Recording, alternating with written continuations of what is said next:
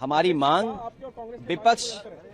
विपक्ष और छात्र नौजवानों की लगभग मांग एक है कि इस्तीफा हो और उसके बाद बातचीत हो, उनकी मांगे मानी जाएं। युवा छात्र नौजवान जो इतने दिनों से मांग कर रहे हैं। पेपर लीक कोई एक परीक्षा का सवाल नहीं है। पेपर लीक 150 से ज्यादा हुए हैं और यूपी में 20 से ज्यादा हुए हैं। तो सोचिए कितना छात्र नौजवान और उनका परिवार उससे परेशान है, पीड़ित है, दुखी है।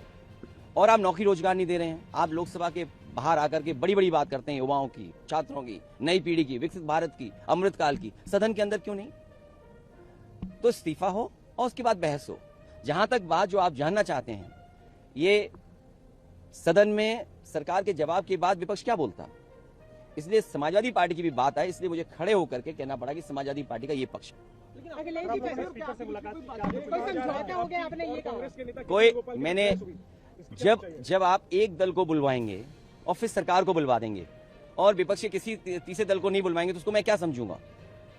सरकार के जवाब के बाद कौन क्या बोलता?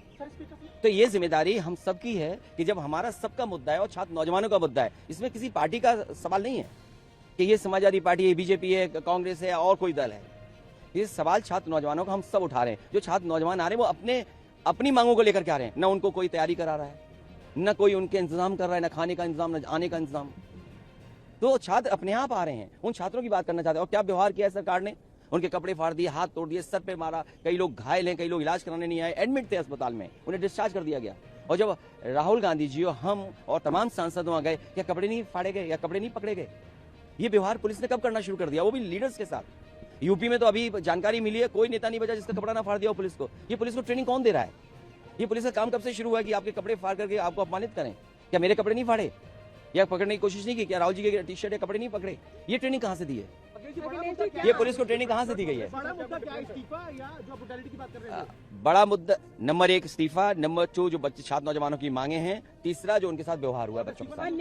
तो नहीं अगर होगा तो जो चल रहा है वही चलेगा। और क्या हम कर सकते हैं? हमें आवाज तो उठानी पड़ेगी, हमें आवाज तो उठनी पड़ेगी। जो कुछ रिपोर्ट हुआ है कांग्रेस से कोई डिफरेंस? भाई हम तो एक ही चीज जानते हैं, जिसका दाना उसका गाना, जिसका दाना उसका गाना। ये अफसाना फसाना जाने कितने दिन से चल रहा है। इसलिए आप अपनी बात मुझे मत पहुंचाओ। जो बात मैंने कही वही सदन में कही और ऑफ रिकॉर्ड भी, अगर आप सदन में जानकारी करना चाहें, क्योंकि आप में से तमाम लोग वो हैं जो बहुत रिसोर्सफुल हैं। आप जानकारी कर लिए सदन में on the floor of house मैंने क्या कहा। समाजवादी पार्टी की बात जाए, ये हमारी जिम्मेदारी है। छात्र नौजवानों की लड़ाई समाजवादी पार्टी लड़ रही है। कल रात को भी समाजवादी पार्टी कार्यकर्ता नेताओं के साथ जो व्यवहार हुआ, कम से कम वो बात तो रखें हम।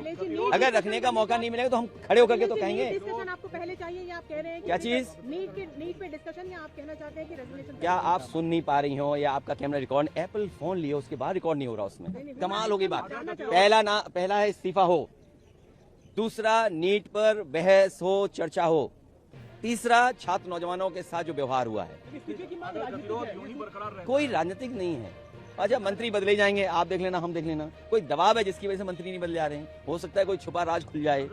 कोई क्यों चर्चा की जरूरत है? सरकार ने खुद स्वीकार किया कि नीट की परीक्षा में पेपर लीक हुआ और उन्होंने दोबारा परीक्षा कराई। क्या ये सरकार ने स्वीकार नहीं किया? तो आखिरकार क्या क्रेडिबिलिटी है फिर? गतिरोध नहीं है, हम अपनी बात तो उठाएं। ये सदन के लीडर्स के बीच की बात है कि हम बात करके क्या रास्ता निकालें। अखिलेश जी, सदन में आपने कहा था कि इस्तीफा आगे पीछे हो सकता है पर नीट पे डिस्कशन होना चाहिए। नहीं, फिर अब गलत बात करें। आप बाहर इसीलिए तो है, कभी चुनाव लड़ना, आप लोकसभा के अंदर आना।